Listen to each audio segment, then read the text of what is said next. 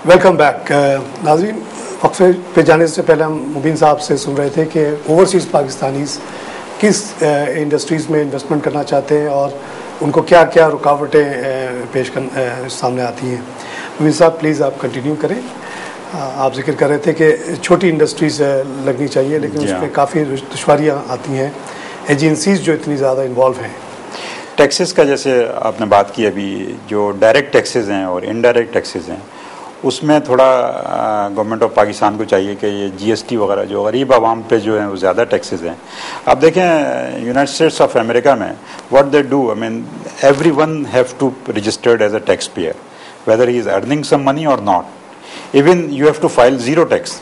Canada America में अगर आपने फ़र्ज़ करें आप जॉबलेस हैं, सारा साल you didn't earn any dollar, even then you have to file the tax and that is called zero tax. अच्छा, आपने रिकॉर्ड को पूरा करने के लिए आपने टैक्स फाइल करना है।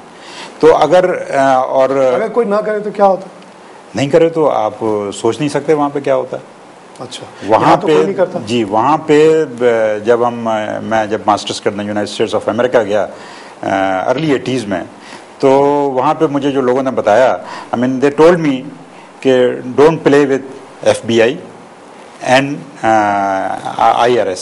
IRS is internal revenue services of पूरे मुल्क के टैक्सेस का वो एक ही है। अगर इवन आपने टैक्स फाइल नहीं किया, they will come and confiscate your house. I mean they have so many powers कि आपको हैरानी होगी कि कोई आदमी इनसे जो है ना वो, अच्छा, कोई एजेंसी इनसे इनको रोक नहीं सकती, नहीं रोक सकती, कोई कोर्ट इनसे कोई जो है ना प्ले नहीं कर सका।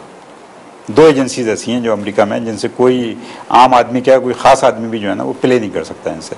तो हर आदमी को टैक्स फॉर्म भरना है। जी हाँ, वेदर ही इज अर्निंग और नॉट अर्निंग। तो यहाँ तो उसका रेशो, यहाँ तो सिर्फ सैलरीड क्लास जो है उससे वो ऑटोमेटिक डिडक्शन हो जाती है। अगर वो भी ऑटोमेटिक डिडक्शन नहीं हो रही होती तो शायद वो भी ना देते। और यहाँ पे जो टैक्स बेस है वो इतना कम है कि आपकी आबादी तो 17 करोड़ है, लेकिन आपके यहाँ 1.5-2 लाख से ज़्यादा लोग टैक्स पे नहीं कर रहे होते। इवन जो कई एकड़ ज़मीन है जिनके पास, उनके आप टैक्स देखें, जो बड़े बड़े लोग हैं, मैं उनकी बातें कर रहा हूँ, वो टैक्स कितना फाइल कर रहे होते हैं। एक जो इंजीनियर या एक वर्कमैन जो रिफाइनरीज में या फॉरेन इंडस्ट्रीज़ में काम कर रहा है मल्टीनेशनल्स में, वो ज़्यादा टैक्स पे करता है उनसे पाकिस्तान में। तो एग्रीकल्चर में तो यार टैक्स है ही नहीं ना। एग्रीकल्चर का देख, एग्रीकल्चर को इतना सपोर्ट करती है गवर्नमेंट। एग्रीकल्चर को क्या सपोर्ट करती है, वो बेसिकली जो अपने आप को कर रही है, जो उनके ओनर्स हैं। देखिए, सब्सिडी दे रही है गवर्नमेंट यूरिया पे, उधर यूरिया कंपनीज को गैस पे सब्सिडी दे रही है, उनको गैस कम पैसों में दी जा रही है, जबकि आम इंडस्ट्री को गैस ज़्यादा पैसों में दी जा रही है। तो ये सिलसिला शुरू होता है गैस से, नेचुरल गैस यूरिया को कम पैसों में मिल रही है, फिर यूरिया पे सब्सिडी दी जा रही है, फिर उनको फ्री वो दिया जा रहा है। तो बेसिकली क्या है, बेसिकली एग्रीकल्चर को फ़रोग़ तो नहीं मिल रहा, आम जो किसान है उसको तो फ़ायदा नहीं हो रहा, जो वडेरा है उसको मल्टीप्लाई होता जा रहा है पैसा, बस ये है। और टैक्स कहीं नहीं देता, और वो टैक्स भी नहीं देता एग्रीकल्चर पे। जी, अच्छा, उसके अलावा आप जो क्या मसला यहाँ महसूस करते हैं कि टैक्स बेस में अगर सपोज ये बढ़ जाए तो इससे आमदनी इतनी हो जाएगी कि गवर्नमेंट अपने खर्चे पूरे कर सकेगी? या गवर्नमेंट, देखें इस वक्त जो पोजीशन है यहाँ पे, वो टैक्स लोग तो कम पे कर रहे हैं और गवर्नमेंट का एक्सपेंडिचर इतना ज़्यादा है कि हर सफ़ीर वज़ीर जो है वो हर महीने बाहर होता है।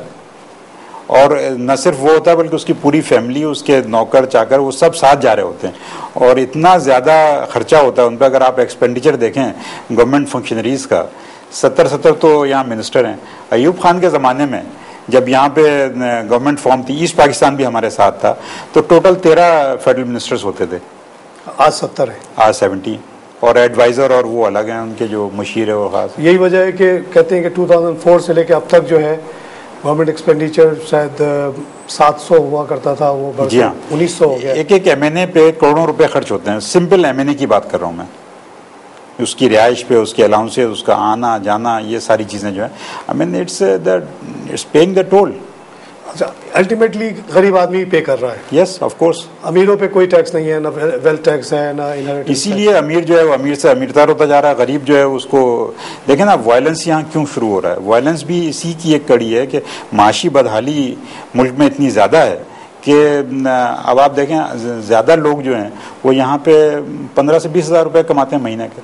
अब 15-20 हज़ार रुपये तो मैं ज़्यादा कह रहा हूँ, मेरे ख्याल से इससे भी कम लोग कमाते हैं जो ड्राइवर्स हैं, जो मजदूर है। तभी बाहर वाले आते हैं, किसी को अजमल कसाब बना देते हैं, किसी को बैतुल्ला मसूद बना देते हैं। अगर हमारी माशी हालत वही होती जो कोरिया की इस वक्त मिसाल के तौर पे, जो कि हम हो सकते थे बकौल आपके, जी हाँ, तो ऐसी ये सिचुएशन होती ही नहीं। और शायद अगर ऐसे ही होता तो जिस तरह कोरियंस 70s में बहुत बड़ी तादाद में मिडल ईस्ट में आए, रोड वोड उन्होंने बनाए, और आज कोई भी कोरियन मिडल ईस्ट में काम नहीं कर रहा, अपने ही मुल्क में काम कर रहे हैं, वहाँ इंडस्ट्री उन्होंने खोल ली अरबों के पैसे से, दुनिया भर के पैसे से। तो ये चीज़ पाकिस्तान में भी हो सकता था, जो कि नहीं हुआ। देखें तारिक साहब, इसमें यह है कि जैसे ये मैंने बताया भी आपको कि जो गरीब है वो गरीब से और होता जा रहा है, अमीर अमीर से तर होता जा रहा है। तो इसमें देखें जो इस वक्त कंट्री में प्रोविंशियलिज्म का तासुब जो है वो भी ख़त्म हो जाए। अगर एवरीवन हैज़ द जॉब तो किसी को क्या ज़रूरत है वो अपने भांजे भतीजों को जो है वो ला के पंजाब से यहाँ लगाए या यहाँ से वहाँ लगाए। तो अगर हर एक को जॉब मिल रही है, हर एक को रोज़ी मिल रही है, तो ये जो प्रोविंशियल तासुब है ये भी ज़ीरो हो जाएगा। देखें, हम लोगों को तकरीबन उन मुल्कों से ज़रूर सीखना चाहिए जो सेकेंड वर्ल्ड वार के बाद जिन मुल्कों ने तरक्की की। हम लोग भी सेकेंड वर्ल्ड वार के बाद की पैदावार है 1947 में। अमेरिका में देखें तकरीबन 118 नेशंस जो हैं वो रिप्रेजेंट करती हैं सिर्फ न्यूयॉर्क शहर में। अगर वहाँ आप सबवे में सफ़र करें तो आप देखेंगे कि हर आदमी अपने मुल्क का अखबार पढ़ रहा होता है, डिफरेंट लैंग्वेजेस में अखबार पढ़ा। कोई हेटरेट नहीं है, कोई कुछ नहीं है, कोई कोरियन है, कोई चाइनीज़ है, कोई पाकिस्तानी, इंडियन, क्योंकि इकोनॉमिकली दे आर नीडेड। जी, इकोनॉमी इतनी बड़ी है कि उनकी ज़रूरत है, उनको सबको पता है कि अगर ये ना हो तो मुल्क चलेगा ही नहीं। जबकि यहाँ ये फील होता है कि ये पंजाबी आया तो महाजिर की जॉब ले ली, गया तो बलोची की जॉब ले ली। इस वजह से आपके ख्याल में अगर देखें ना, ये तो घरों में भी होता है। अगर 4-5 भाई हैं, इकोनॉमिक प्रॉस्पेरिटी है, सब में इक्वल है, तो कोई झगड़ा नहीं होता आपस में। और अगर एक भाई बहुत गरीब है और दूसरा बहुत अमीर है तो वहीं आपस में उनमें भाइयों में होता है। तो ये तो मैं प्रोविंसेस की बात तो वैसे कर रहा हूँ। अब देखें ना, यहाँ पे जो टैक्सेस का जब सुई गैस प्रोडक्शन में आई तो उससे पहले 1935 के जो लॉज थे वो ये था कि जिसकी ज़मीन पे जो तेल या गैस निकलेगी, उसको ठीक ठाक उसकी रॉयल्टी मिलेगी। एक्ट ऑफ 1935 में शायद 5 या 10%, जी हाँ, था। अभी भी बांग्लादेश इंडिया में अप्लाइड है, जी हाँ।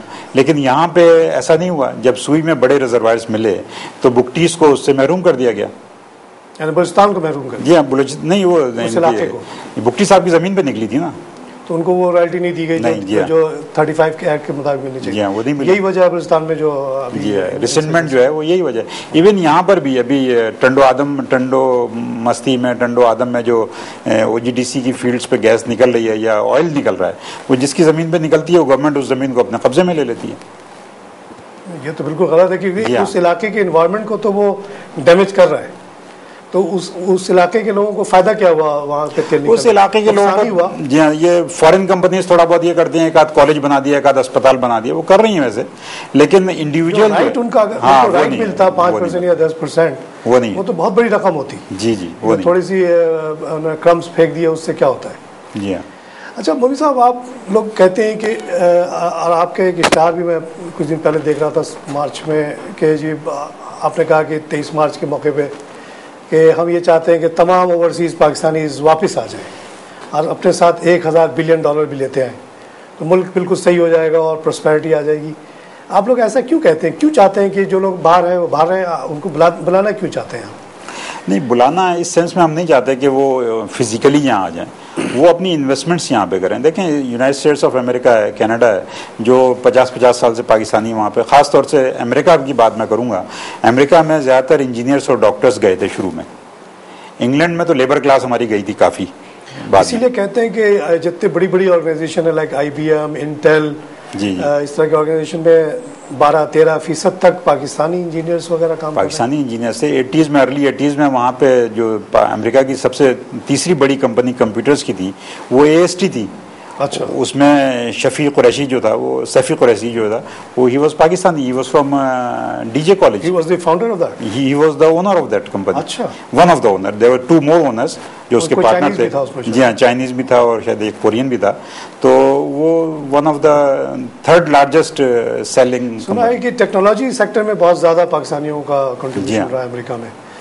तो आप ये चाहते हैं कि वो लोग रहें वहीं लेकिन वो इन्वेस्टमेंट अपनी यहाँ भेज दें। इसी तरह आप अगर वहाँ जाएं मियामी में, तो वहाँ पे ऑरलैंडो और मियामी में खान ब्रदर्स के नाम से गिफ्ट शॉप्स हैं। वो उस ज़माने की बात बता रहा हूँ मैं आपको, अर्ली 90s में मैं गया था वहाँ, तो तकरीबन 50 के करीब गिफ्ट शॉप वहाँ पे खान्स की थी, दे आर पाकिस्तानीज़।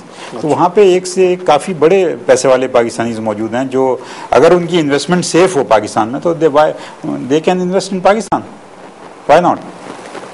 ये जैसे चाइनीज़ ने भी किया, चाइना में तो हमने जो सुना है वो ये कि जो उनके फ्री ट्रेड जोन बने उसमें वही अमेरिका के टेक्नोक्रेट्स ने अपनी कंपनीज़ को लाके वहाँ पे मैन्युफैक्चरिंग शुरू की, क्योंकि जाहिर है चाइना में लेबर चीप था तो बहुत ज़्यादा सस्ते में वो काम हो सकता था। तो यही चीज़ पाकिस्तानी भी कर सकते हैं, जैसे AST instead of making the computer in US could make it in Karachi and could be much cheaper. तो इस तरह का आप मॉडल देखते हैं कि पाकिस्तानी यहाँ आके इन्वेस्ट करें, मगर आपकी ये ख्वाहिश नहीं है कि सारे पाकिस्तानी वापस आ जाएं? नहीं, सारे पाकिस्तानी वापस आ जाएंगे तो फिर फॉरेन एक्सचेंज रेमिटेंस खत्म हो जाएगा। लेकिन कोरिया वगैरह में तो ऐसा हुआ। हाँ, कोरिया में हुआ कि लोग चले गए, लेकिन वहीं इतनी इंडस्ट्री डेवलप हो गई कि वो अपने लेबर को एक्सपोर्ट कर रहे हैं, एक्सपोर्टिंग themselves।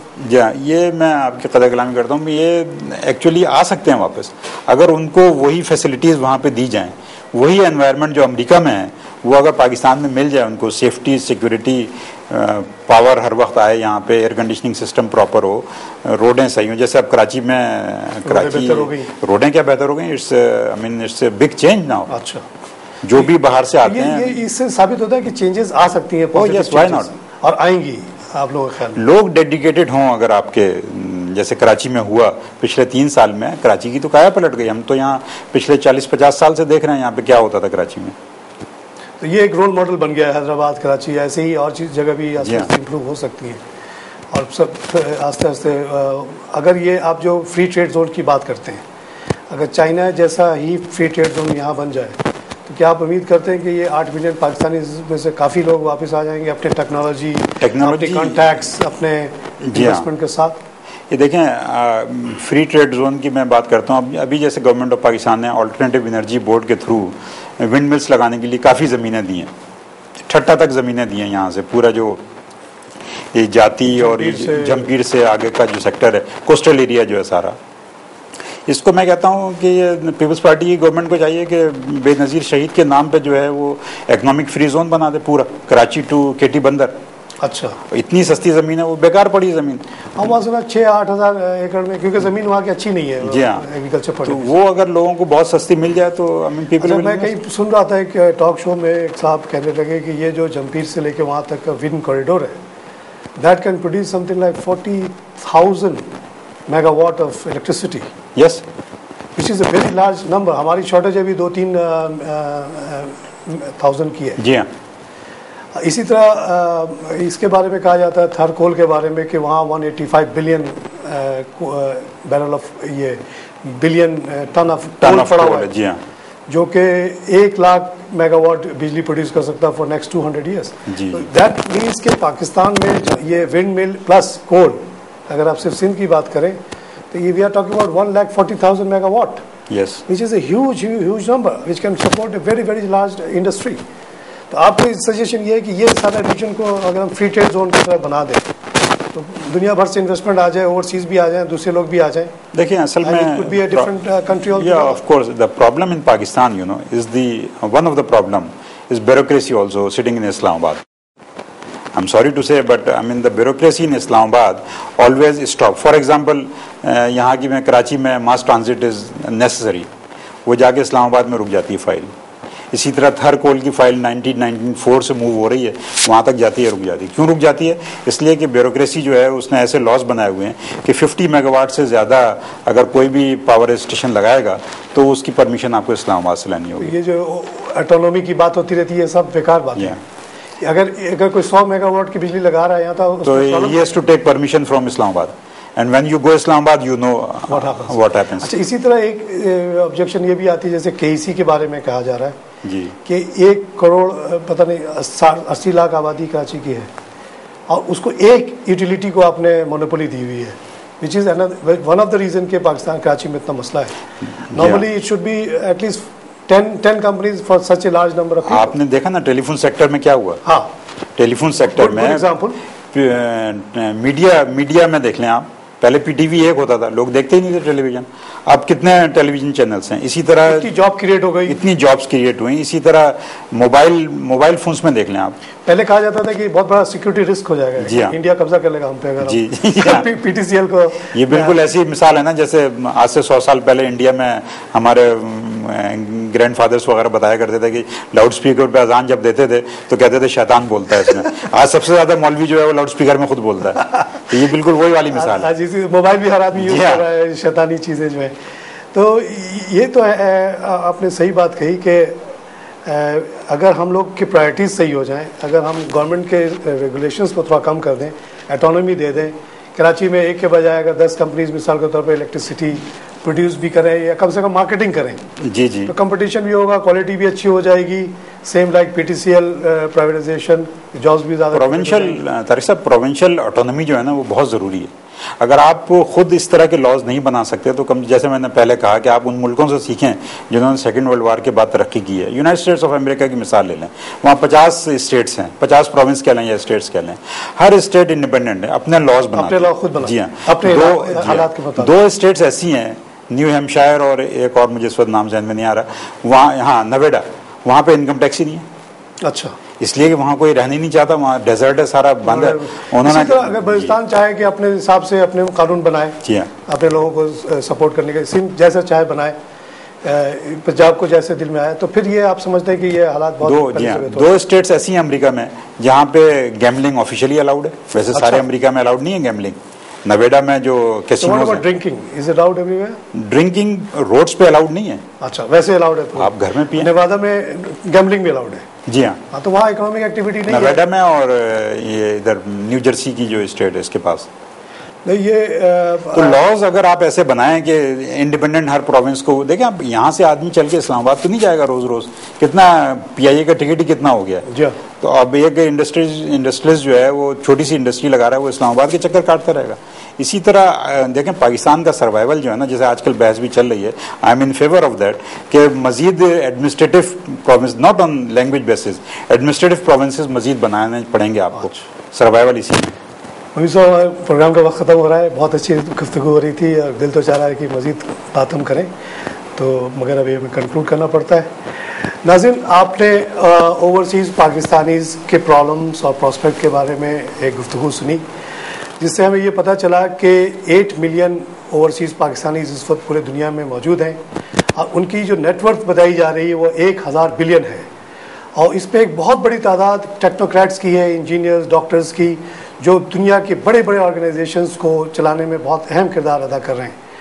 मुबीन साहब का ये कहना है, और वो ये लोग ये काम 1988 से कर रहे हैं कि Pakistan is the place where the future lies, और ये लोगों को कन्विंस करते हैं कि अपने इन्वेस्टमेंट्स, अपनी सब चीज़ यहाँ लेकर आओ, भले बाहर कमाओ लेकिन इन्वेस्टमेंट अपने मुल्क में करो ताकि यहाँ जॉब क्रिएट हो और उनको भी बहुत फ़ायदा हो।